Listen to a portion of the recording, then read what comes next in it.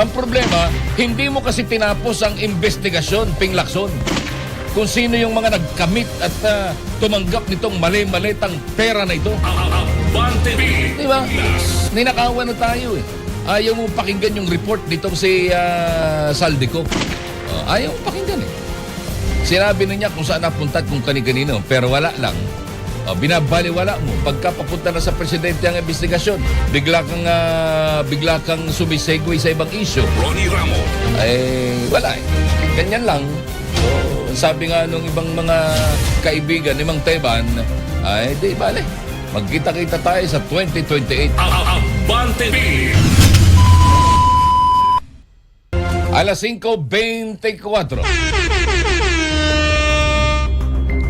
Tinanggihan ng Sandigang Bayan ang motion for reconsideration ng ilang dating DPWH officials sa Mimaropa kaugnay ng 289.4 million pesos na anomalya sa flood control project sa Nauhan Oriental, Mindoro. Ginit ng korte na may sapat na ebidensya na hindi tumugma sa specifications ang proyekto, kabilang ang paggamit ng mas maikling steel pipes at hindi lamang isolated ang kakulangan sa mga inspeksyon. Binigyan diin na bawat pirma ay mahalaga sa pag-aproba ng pondo at sa release nito sa contractor SunWest Incorporated. Hindi rin pinayagan ang humanitarian plea ni Dominic Serrano dahil sa kakulangan ng matibay na ebidensya na kailangan niya ng espesyal na medikal na atensyon sa labas ng piitan. Nanindigan ng korte na may pananagutan ng bawat akusado sa paggamit ng pondo ng publiko kaya't walang dahilan para payagang makalaya habang nagpapatuloy ang investigasyon. Abante B. Pinas. Ewan ko lang ha, pero kawawa naman yung mga yan, ano ha? Pero yung mga congressman nasabit dito sa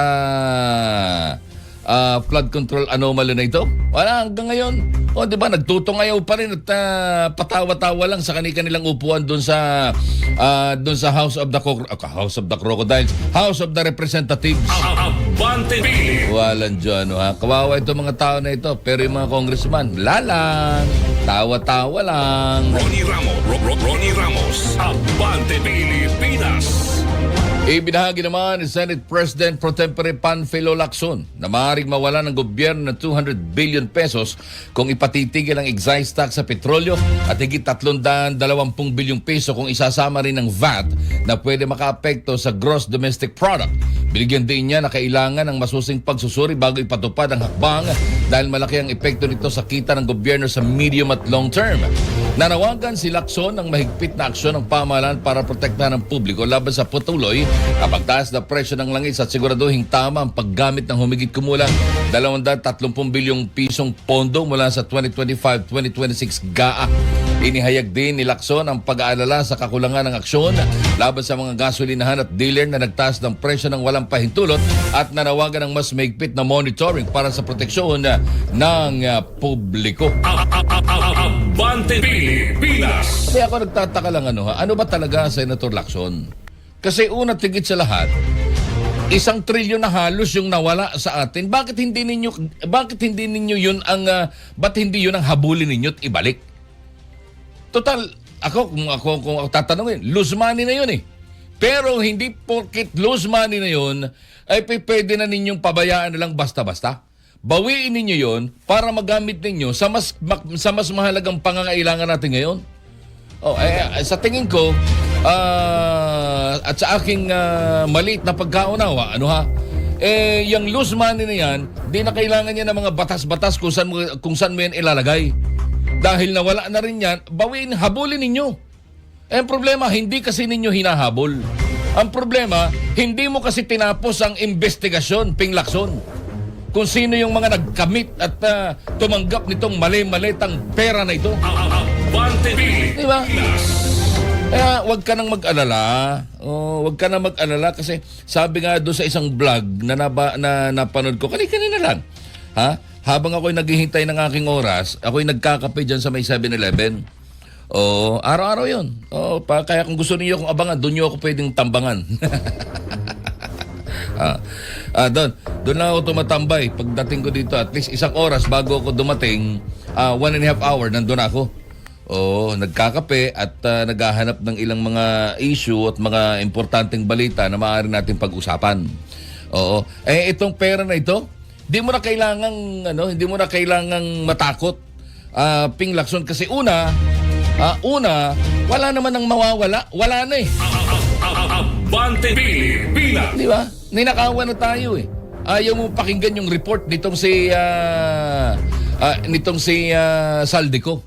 Ayaw mo pakinggan eh. Sinabi na niya kung saan napunta at kung kani-kanino, pero wala lang. Binabaliwala mo. Pagka papunta na sa presidente ang investigasyon, bigla kang sumisegue sa ibang issue. Ronnie Ramos, Abante Pilipinas. Di sana may pera tayong pagkalaki-laki, hindi lang ang bilyon, 1 trilyon. Di ba ka? Wala eh. Ganyan lang. So, sabi nga nung ibang mga kaibigan ni Mang Teban, di bale. Magkita-kita tayo sa 2028. Abante Pilipinas. Naglatag ng agaran tulong ang DSURD o Department of Human Settlement and Urban Development para sa mga OFW na apektado ng tensyon sa gitnang silangan. Sa ilalim ng special package ng Pag-ibig Fund, pinapayagan ng repatriated OFWs na mag-withdraw ng hanggang 100% ng kanilang savings at MP2 kahit hindi pa matured kasama ang dividends. Maaari rin sila mag-avail ng 3 buwang moratorium sa housing loans nang walang interest at penalty. Layunin ng programa na matulungan ang mga OFW sa kanilang agarang pangangailangang pinansyal kung saan tinatayang mahigit 871,000 miyembro sa Middle East ang maaaring makinabang. Abante Pilipinas. Ayan o. Tina, bakit naka-blur si PY? Si PY kauna nyo, di ba? Yung ating OWA. Ba't binlur pa? Ikilala rin naman. Anyway, hindi, buti na lang kamo nga. Again, buti na lang andyan si Hans at saka si PY. Kung hindi, ano na ang lagay ng ating mga tag dito, ano na ang lagay ng ating mga OFW? Di nga. Nga hanggang ngayon. Lalo pat hindi ko maintindihan, hindi ko alam kung robot na yung nagsasalita sa Malacanang kasi consistent eh. Consistent. Na parang naka-default. Abante Pilipinas. Cash assistance ng DSWD sa mga tricycle driver ikinakasa na rin sa ibang lugar sa bansa. Mabati sa balita si Abante reporter Leon Bustillos. Abante Pilipinas. Leon? Aarangkada na rin sa iba't ibang bahagi ng bansa ang pamamahagi ng cash assistance ng Department of Social Welfare and Development para sa mga tricycle driver, kasabay ng patuloy na epekto ng krisis sa langis. Naglabas na ang ahensya ng listahan ng mga payout sites kung saan maaaring kunin ng ayuda simula Miyerkules, April 8. Kabilang sa mga rehiyong sakop ng payout ang Ilocos Region, Cagayan Valley, Central Luzon, Calabarzon, Mimaropa, Bicol Region, Western Visayas, Negros Island Region, Central Visayas, Eastern Visayas, Zamboanga Peninsula, Northern Mindanao, Davao Region, Socsargen, Caraga at Cordillera Administrative Region. Pinapayuhan naman ang mga benepisyaryo na tiyaking alam ang kani-kanilang payout sites at sundan ang anunsyo ng kani-kanilang DSWD field offices para sa schedule at iba pang detalye ng pamamahagi. Ako, si Leon Bustillos. Abante. Abante Pilipinas. Thank you, Leon Bustillos. Alas 5:32 ng oras natin sa buong kapulungan. Sana kasama yung anak ko dyan.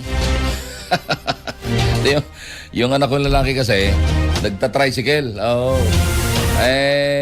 Ang tawag din numinipis na yung gulong. Pero alam mo nyo, talagang late na yung mga ayuda na yan.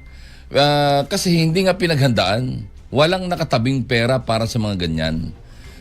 Naku.